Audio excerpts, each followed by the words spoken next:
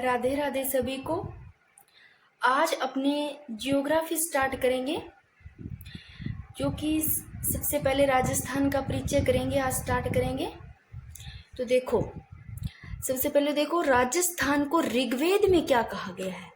सभी को पता है ऋग्वेद में ब्रह्मवर्त कहा गया है, और रामायण में राजस्थान को क्या कहा गया है, मरुकांतर। देखो रामायण में यहाँ से मैं लेना, रामायण मरुकांतर, और वाल्मीकि जी ने कहा है।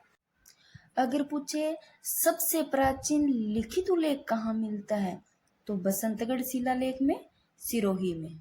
और जो बसंतगढ़ शिलालेख है, इसी में क्या राजस्थान आदित्य शब्द मिला है। तो देखो जिसमें राजस्थान के लिए क्या मिला है, राजस्थान आदित्य शब्द मिलता है। देखो राजपूताना शब्द का प्रयोग जॉर्ज थॉमस ने किया था। तो जॉर्ज थॉमस पहले व्यक्ति थे जिन्होंने इस भूभाग के लिए क्या, राजपूताना शब्द का प्रयोग किया था। तो इसका उल्लेख कहाँ मिलता है, देखो इसका जो उल्लेख मिलता है कौन सी पुस्तक में, military memorials of mister George Thomas में। तो देखो राजपूताना, जैसे याद रखना राजपूताना, इस जैसे याद रखना जॉर्ज थॉमस ने, राजपूताना शब्द का जॉर्ज थॉमस ने। और सबसे प्राचीन लिखित उल्लेख कहाँ, बसंतगढ़ शिलालेख में मिलता है। और राजस्थान को ऋग्वेद में ब्रह्मवर्त और रामायण में मरुकांतर। ठीक है, तो जो राजपूताना शब्द का प्रयोग जॉर्ज थॉमस ने किया है military memories of mister George Thomas में, इसको प्रकाशित 1805 में विलियम फ्रैंकलिन द्वारा किया गया। देखो राजस्थान की स्थिति विश्व और ग्लोब में देखें, अगर राजस्थान की स्थिति कहाँ पर, राजस्थान कहाँ है, तो विश्व और ग्लोब में देखते हैं तो यहाँ उत्तर और पूर्व में, इस साइड में। अगर विश्व और ग्लोब में देखते हैं ना, विश्व में देखेंगे तो यहाँ पर इस साइड में आएगा, ऐसे यहाँ उत्तर और पूर्व में। देखो एशिया महाद्वीप में देखते हैं, देखो ये उत्तर है, ये दक्षिण है, और ये पूर्व और ये पश्चिम। तो एशिया महाद्वीप में देख दक्षिण पश्चिम, देखो दक्षिण और पश्चिम, इधर एशिया महाद्वीप में राजस्थान की स्थिति है। और विश्व में बात करें तो यहाँ पर उत्तर और पूर्व, इस साइड में क्या है, राजस्थान विश्व में है। और भारत में देखें तो कहाँ है, उत्तर पश्चिम में।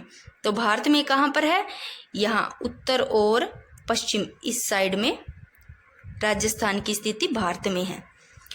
तो देखो विश्व में बात करें राजस्थान की तो उत्तर पूर्व में, और उत्तर पूर्व को क्या कहते हैं, ईशान कोण कहते हैं। और एशिया महाद्वीप में दक्षिण पश्चिम में, और इसको नैऋत्य कोण बोलते हैं। और भारत में देखें राजस्थान की स्थिति कहाँ है, तो उत्तर पश्चिम में, इसको वायव्य कोण बोलते हैं।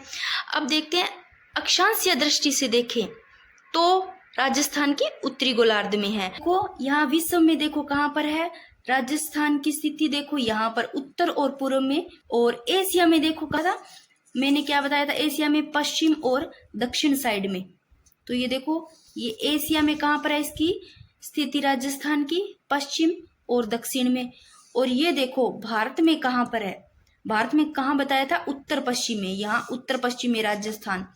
ये रहा भारत, और भारत में इसकी स्थिति कहाँ पर है, उत्तर और पश्चिम में, ये रहा राजस्थान। और ये रहा राजस्थान विश्व में कहाँ पर है, उत्तर और पूर्व में। और एशिया में देखो कहाँ पर है, ये रहा पश्चिम और दक्षिण में। तो अब देखो अक्षांश व देशांतर रेखाएं क्या है। देखो पूर्व से पश्चिम के मध्य ग्लोब पर जो काल्पनिक रेखाएं होती है वो अक्षांश कहलाती है। उत्तर से ऐसे दक्षिण के मध्य जो ग्लोब पर ऐसे रेखाएं होती है ना, ये वाली देशांतर रेखाएं कहलाती है। जैसे देखो इस पूर्व से इधर जो इस प्रकार पूर्व से ऐसे पश्चिम में जो काल्पनिक रेखाएं होती है वो क्या कहलाती है, वो अक्षांश रेखाएं कहलाती है। और ऐसे उत्तर से दक्षिण, इस तरह उत्तर से जो दक्षिण साइड में जो रेखाएं होती है वो क्या कहलाती है ग्लोब पर, वो देशांतर रेखाएं कहलाती है। तो देखो अक्षांश से दूरी की गणना और देशांतर से समय की गणना होती है। तो अक्षांश से तो किसकी होती है, दूरी की गणना होती है, और देशांतर से समय की गणना होती है। देखो ग्लोब पर कुछ अक्षांश रेखाओं की संख्या, अगर यहाँ पर ग्लोब पर कुछ अक्षांश रेखाओं की संख्या पूछ ले तो 179, और कुल अक्षांशों की पूछ ले तो 181। देख अक्षांश कैसे याद रहेगा, अक्षांशों में याद डबल आ रहा है, मात्रा ज्यादा आ रहा है तो ज्यादा वाली 181 अक्षांशों वाली, और कुल अक्षांश रेखाओं की संख्या पूछ ले तो 179। तो ग्लोब पर कुल अक्षांश की रेखा कितनी होती है, रेखाएं 179, और कुल अक्षांशों की 181। आगे देखो, दो अक्षांशों के मध्य दूरी 111.13 किलोमीटर, और दो देशांतर के मध्य दूरी 111.32 किलोमीटर। तो अक्षांशों के मध्य दूरी कितनी है, 111.13 यानी कि 13 किलोमीटर, और दो देशांतर के मध्य 111.32 किलोमीटर। और जीरो अक्षांश रेखा को क्या कहते हैं, भूमध्य रेखा या विषुवत रेखा। जो जीरो डिग्री अक्षांश रेखा होती है ना, ऐसे उसको बोलते हैं भूमध्य या विषुवत रेखा, और 0 डिग्री जो देशांतर रेखा होती है उसको बोलते हैं ग्रीनविच या प्रधान रेखा। तो देखो 1 डिग्री देशांतर को पार करने में समय लगता है 4 मिनट का, और भारत की मानक समय रेखा माना जाता है 82.5 डिग्री पूर्वी देशांतर को। अब देखो कर्क रेखा, कर्क रेखा ना 23 डिग्री 30 मिनट उत्तरी अक्षांश रेखा को कर्क रेखा कहते हैं, और ये कर्क रेखा भारत के 8 राज्यों से गुजरती है। देखो कौन कौन से राज्यों से गुजरती है, गुजरात से, राजस्थान से, एमपी यानी कि मध्य प्रदेश, छत्तीसगढ़, झारखंड, पश्चिम बंगाल और त्रिपुरा और मिजोरम, इन 8 राज्यों से गुजरती है कर्क रेखा। और कर्क रेखा की लंबाई कितनी है, यानी कि 26 किलोमीटर।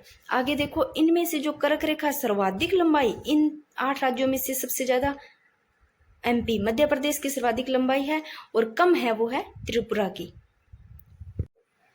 तो देखो राजस्थान में कर्क रेखा की लंबाई कितनी है, 26 किलोमीटर। जो कर्क रेखा है ना, ये बांसवाड़ा के मध्य कुशलगढ़ तहसील से गुजरती है, और डूंगरपुर का एक गांव है चीखली गांव, यहाँ से गुजरती है। तो कर्क रेखा बांसवाड़ा के तो कुशलगढ़ तहसील से और डूंगरपुर के चीखली गांव से गुजरती है। देखो ये रहा बांसवाड़ा, इस बांसवाड़ा की जो कुशलगढ़ तहसील है वहां से कर्क रेखा गुजरती है देखो, और डूंगरपुर का एक गांव है चीखली गांव, तो ये देखो यहाँ टच करिए, चीखली गांव से गुजरेगी और बांसवाड़ा के कुशलगढ़ तहसील से।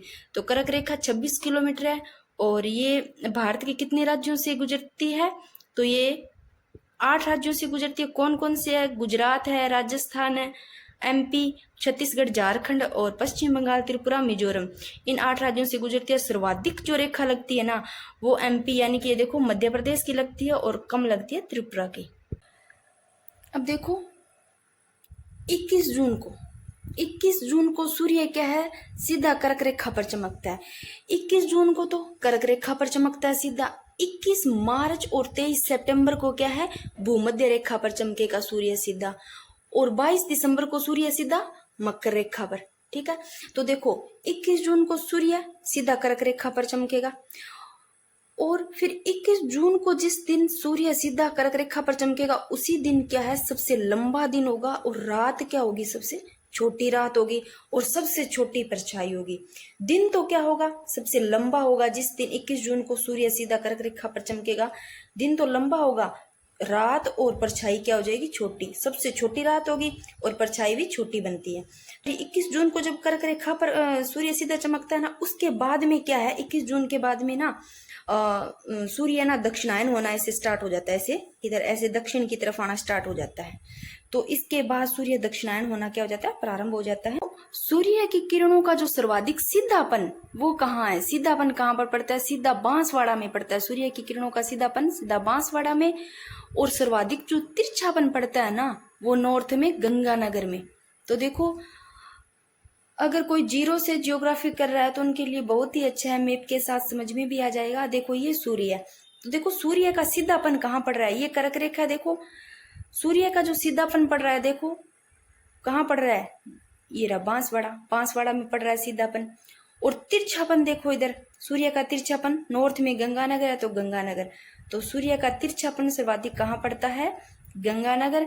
और सूर्य का जो सीधापन यानी कि लंबवत वो पड़ता है बांसवाड़ा में, यहाँ बांसवाड़ा है। देखो बांसवाड़ा को गंगानगर की तरफ जाने पर सूर्य की किरणों का तिरछापन बढ़ता है। मैंने बताया था ना, बांसवाड़ा पर तो सीधा चमकता है सूर्य, और बांसवाड़ा से अपने गंगानगर की तरफ जाते हैं तो सूर्य का क्या हो जाता है, सूर्य की जो किरणें उनका तिरछापन बढ़ता है। अब देखो मकर रेखा देखते हैं। ये देखो मकर रेखा, देखो 21 जून को तो कर्क रेखा पर सीधा सूर्य चमकता है। उस दिन क्या होता है, 21 जून को वहां पर सबसे बड़े तो दिन हो जाएंगे, रात छोटी, तो उल्टा हो जाता है। इधर क्या हो जाता है, दिन छोटे हो जाते हैं और रात बड़ी हो जाती है। अगर इधर मतलब सूर्य चमकता है सीधा 22 दिसंबर को यहाँ पर, तो यहाँ दिन बड़े होंगे, रात छोटी। इसका उल्टा उधर हो जाएगा। तो यहाँ पर अगर दिन बड़े है ना, तो वहां पर क्या हो जाएंगे, दिन छोटे। अगर यहाँ पर रात छोटी है तो वहां पर रात बड़ी हो जाएगी, ऐसे। तो देखो मकर रेखा 23 डिग्री 30 मिनट दक्षिणी अक्षांश को मकर रेखा कहते हैं। तो मकर रेखा देखो दक्षिणी अक्षांश को, तो 23 डिग्री 30 मिनट दक्षिणी अक्षांश को मकर रेखा कहते हैं।